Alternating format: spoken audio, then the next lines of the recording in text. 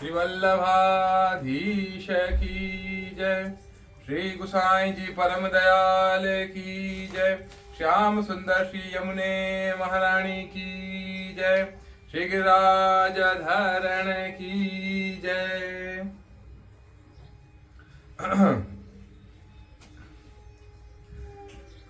श्रीमद् भागवत प्रथम स्कंध। आज है 15वां अध्याय। अतः पंचदशोध्यायः। कृष्ण विरह व्यतीत पांडवों का परीक्षित को राज्य देकर स्वर्ग सिधारना। आज हम लोग ये पढ़ेंगे। सूत जी कहते हैं, भगवान श्री कृष्ण के प्यारे सखा अर्जुन एक तो पहले ही श्री कृष्ण के विरह से क्रश हो रहे थे। उस पर राजा युधिष्ठिर ने उनकी विषादग्रस्त मुद्रा देखकर उसके विषय में कई प्रकार की आशंकाएं करते हुए प्रश्नों की झड़ी लगा दी। शोक से अर्जुन का मुख और हृदय कमल सूख गया था, चेहरा फीका पड़ गया था। वे उन्हीं भगवान के ध्यान में ऐसे डूबे रहे थे कि बड़े भाई के प्रश्नों का कुछ भी उत्तर न दे सके। श्री कृष्ण की आंखों से ओझल हो जाने के कारण वे बढ़ी हुई प्रेम जनित उत्कंठा के परवश हो रहे थे। रथ हाँकने, टहलने आदि के समय भगवान ने उनके साथ जो मित्रता, अभिन्न हृदयता और प्रेम से भरे हुए व्यवहार किए थे, उनकी याद पर याद आ रही थी। बड़े कष्ट से उन्होंने अपने शोक का वेग रोका, हाथ से नेत्रों के आंसू पोंछे और फिर रुंधे हुए गले से अपने बड़े भाई महाराज युधिष्ठिर से कहा। अर्जुन बोले, महाराज, मेरे ममेरे भाई अथवा अत्यंत घनिष्ठ मित्र का रूप धारण कर श्री कृष्ण ने मुझे ठग लिया। मेरे जिस प्रबल पराक्रम से बड़े बड़े देवता भी आश्चर्य में डूब जाते थे, उसे श्री कृष्ण ने मुझसे छीन लिया।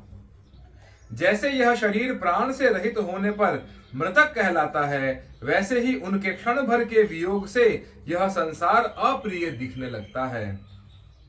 उनके आश्रय से द्रौपदी स्वयंवर में राजा द्रुपद के घर आए हुए कामोन्मत्त राजाओं का तेज मैंने हरण कर लिया। धनुष पर बाण चढ़ाकर मत्स्य वेद किया और इस प्रकार द्रौपदी को प्राप्त किया था।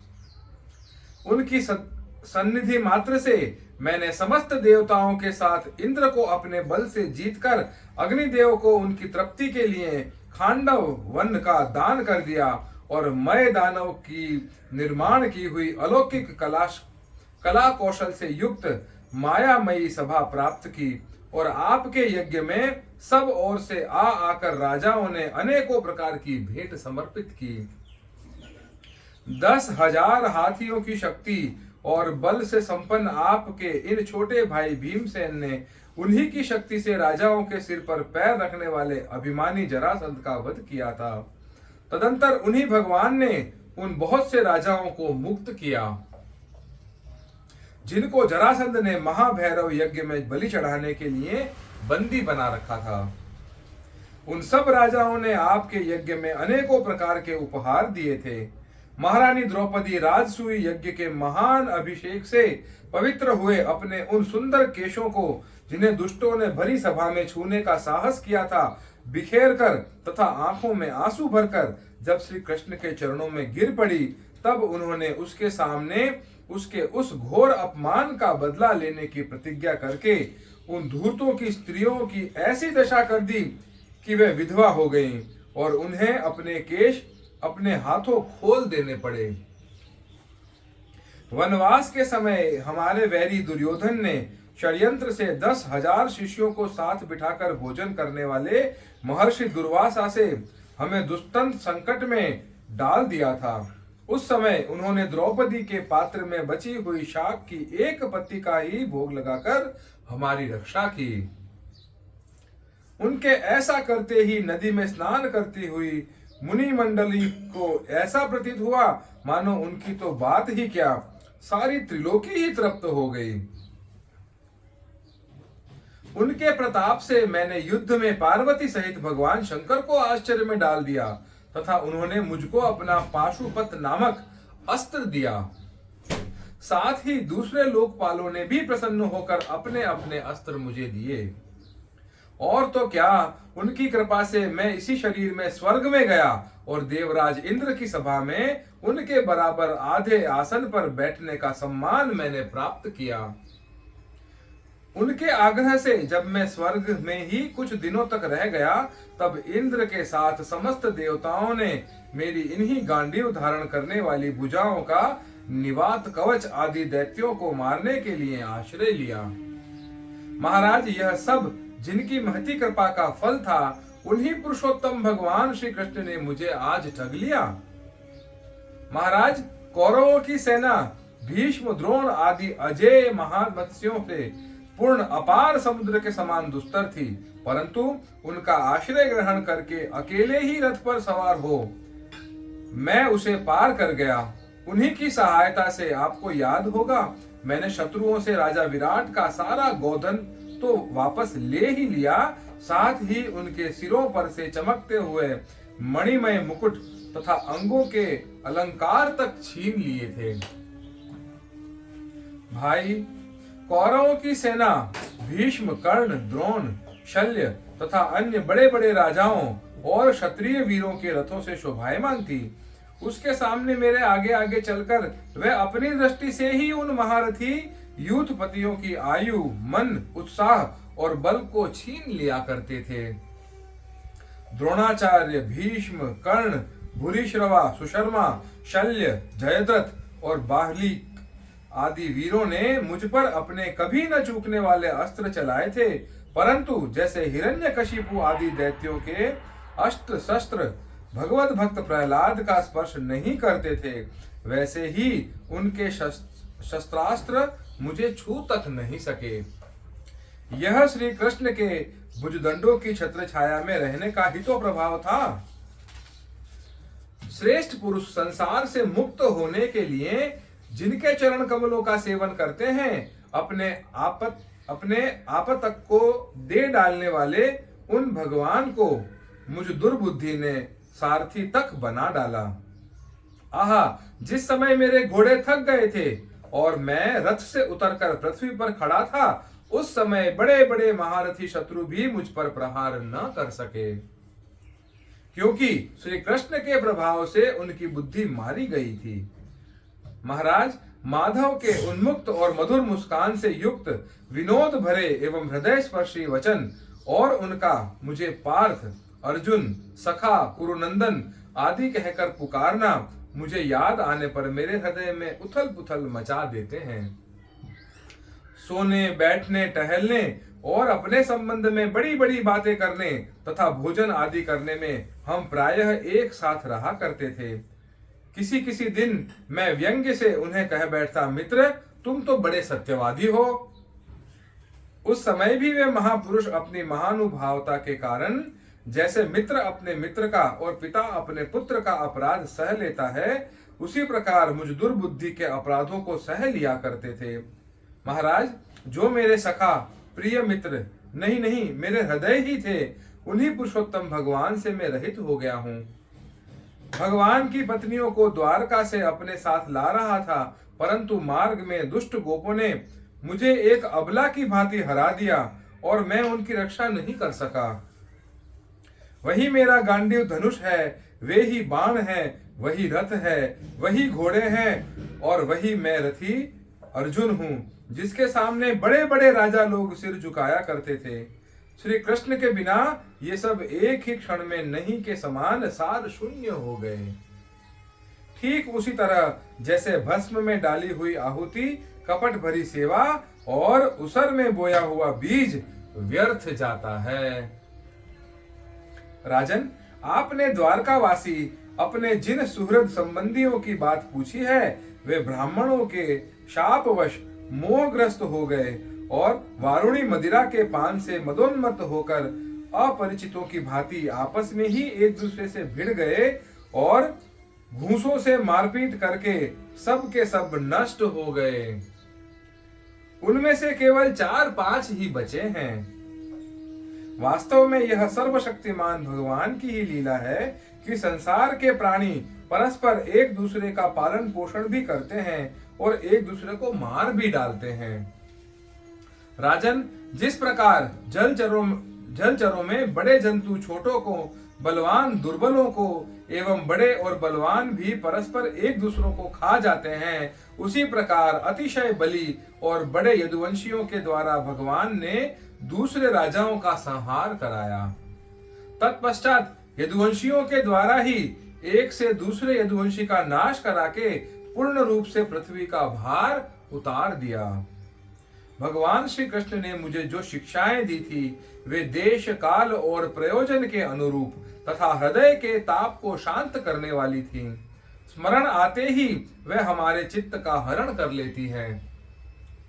सूत जी कहते हैं, इस प्रकार प्रगाढ़ प्रेम से भगवान श्री कृष्ण के चरण कमलों का चिंतन करते करते अर्जुन की चित्त वृत्ति अत्यंत निर्मल और प्रशांत हो गई। उनकी प्रेममयी भक्ति भगवान श्री कृष्ण के चरण कमलों के अहर्निश चिंतन से अत्यंत बढ़ गई। भक्ति के वेग ने उनके हृदय को मथ कर उसमें से सारे विकारों को बाहर निकाल दिया। उन्हें युद्ध के प्रारंभ में भगवान के द्वारा उपदेश किया हुआ गीता ज्ञान पुनः स्मरण हो आया, जिसकी काल के व्यवधान और कर्मों के विस्तार के कारण प्रमादवश कुछ दिनों के लिए विस्मृति हो गई थी। ब्रह्म ज्ञान की प्राप्ति से माया का आवरण भंग होकर गुणातीत अवस्था प्राप्त हो गई। द्वैत का संशय निवृत्त हो गया, सूक्ष्म शरीर भंग हुआ, वे शोक एवं जन्म मृत्यु के चक्र से सर्वथा मुक्त हो गए। भगवान के स्वधाम गमन और यदुवंश के संहार का वृतांत सुनकर निश्चलमति युधिष्ठिर ने स्वर्गारोहण का निश्चय किया।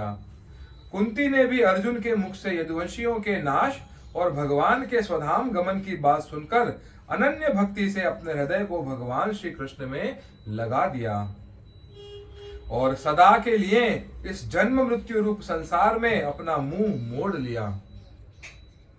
भगवान श्री कृष्ण ने लोक दृष्टि में जिन यादव शरीर से पृथ्वी का भार उतारा था, उसका वैसे ही परित्याग कर दिया जैसे कोई कांटे से कांटा निकालकर फिर दोनों को फेंक दे।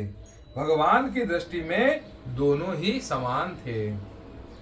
जैसे वे नट के समान मत्स्यादि रूप धारण करते हैं और फिर उनका त्याग कर देते हैं, वैसे ही उन्होंने जिस यादव शरीर से पृथ्वी का भार दूर किया था उसे त्याग भी दिया। जिनकी मधुर लीलाएं श्रवण करने योग्य हैं, उन भगवान श्री कृष्ण ने अब अपने मनुष्य के से शरीर से इस पृथ्वी का परित्याग कर दिया। उसी दिन विचारहीन लोगों को अधर्म में फंसाने वाला कलियुग आदम का। महाराज युधिष्ठिर से कलियुग का फैलना छिपा न रहा। उन्होंने देखा देश में, नगर में, घरों में और प्राणियों में लोभ, असत्य, छल, हिंसा आदि अधर्मों की बढ़ती हो गई है। तब उन्होंने महाप्रस्थान का निश्चय किया। उन्होंने अपने विनयी पौत्र परीक्षित को, जो गुणों में उन्हीं के समान थे, समुद्र से घिरी हुई पृथ्वी के सम्राट पद पर हस्तिनापुर में अभिषिक्त किया। उन्होंने मथुरा में शूर सेनाधिपति के रूप में अनिरुद्ध के पुत्र वज्र का अभिषेक किया। इसके बाद समर्थ युधिष्ठिर ने प्राजापत्य यज्ञ करके आहवनीय आदि अग्नियों को अपने में ही लीन कर दिया, अर्थात गृहस्थाश्रम के धर्म से मुक्त होकर उन्होंने संन्यास ग्रहण किया। युधिष्ठिर ने अपने सब वस्त्राभूषण आदि वहीं छोड़ दिए एवं ममता और अहंकार से रहित होकर समस्त बंधन काट डाले। उन्होंने दृढ़ भावना से वाणी को मन में, मन को प्राण में, प्राण को अपान में और अपान को अपनी क्रिया के साथ मृत्यु में तथा मृत्यु को पंचभूतमय शरीर में लीन कर लिया। इस प्रकार शरीर को मृत्यु रूप अनुभव करके उन्होंने उसे त्रिगुण में मिला दिया। त्रिगुण को मूल प्रकृति में, सर्व कारण रूपा प्रकृति को आत्मा में और आत्मा को अविनाशी ब्रह्म में विलीन कर दिया। उन्हें यह अनुभव होने लगा कि यह संपूर्ण दृश्य प्रपंच ब्रह्म स्वरूप है। इसके पश्चात उन्होंने शरीर पर चीर वस्त्र धारण कर लिया, अन्न जल का त्याग कर दिया, मौन ले लिया और केश खोलकर बिखेर लिए। वे अपने रूप को ऐसा दिखाने लगे जैसे कोई जड़, उन्मत्त या पिशाच हो। फिर वे बिना किसी की बात देखे तथा बहरे की तरह बिना किसी की बात सुने घर से निकल पड़े। हृदय में उस पर ब्रह्म का ध्यान करते हुए जिसको प्राप्त करके फिर लौटना नहीं होता, उन्होंने उत्तर दिशा की यात्रा की, जिस ओर पहले बड़े बड़े महात्मा जन जा चुके हैं। भीमसेन, अर्जुन आदि युधिष्ठिर के छोटे भाइयों ने भी देखा कि अब पृथ्वी में सभी लोगों को अधर्म के सहायक कलयुग ने प्रभावित कर डाला है, इसलिए वे भी श्री कृष्ण चरणों की प्राप्ति का दृढ़ निश्चय करके अपने बड़े भाई के पीछे पीछे चल पड़े। उन्होंने जीवन के सभी लाभ भली भांति प्राप्त कर लिए थे, इसलिए यह निश्चय करके कि भगवान श्री कृष्ण के चरण कमल ही हमारे परम पुरुषार्थ हैं, उन्होंने उन्हें हृदय में धारण किया। पांडवों के हृदय में भगवान श्री कृष्ण के चरण कमलों के ध्यान से भक्ति भाव उमड़ आया। उनकी बुद्धि सर्वथा शुद्ध होकर भगवान श्री कृष्ण के उस सर्वोत्कृष्ट स्वरूप में अनन्य भाव से स्थिर हो गई, जिसमें निष्पाप पुरुष ही स्थिर हो पाते हैं। फलतः उन्होंने अपने विशुद्ध अंतःकरण से स्वयं ही वह गति प्राप्त की जो विषयासक्त दुष्ट मनुष्यों को कभी प्राप्त नहीं हो सकती। संयमी एवं श्री कृष्ण के प्रेमावेश में मुग्ध भगवानमय विदुर जी ने भी अपने शरीर को प्रभास क्षेत्र में त्याग कर दिया।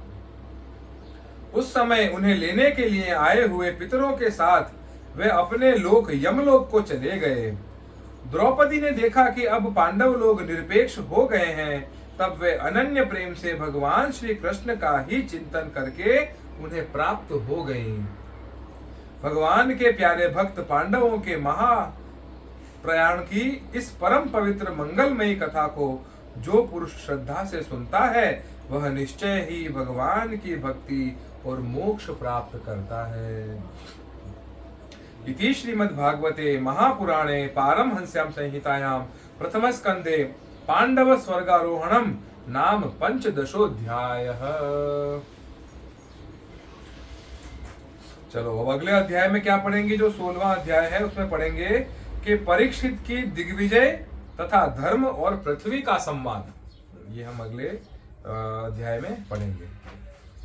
श्री वल्लभाधीश की जय, श्री गुसाई जी परम दयाल की जय, श्याम सुंदर श्री यमुने महारानी की जय, श्री गिरिराज धरण की जय।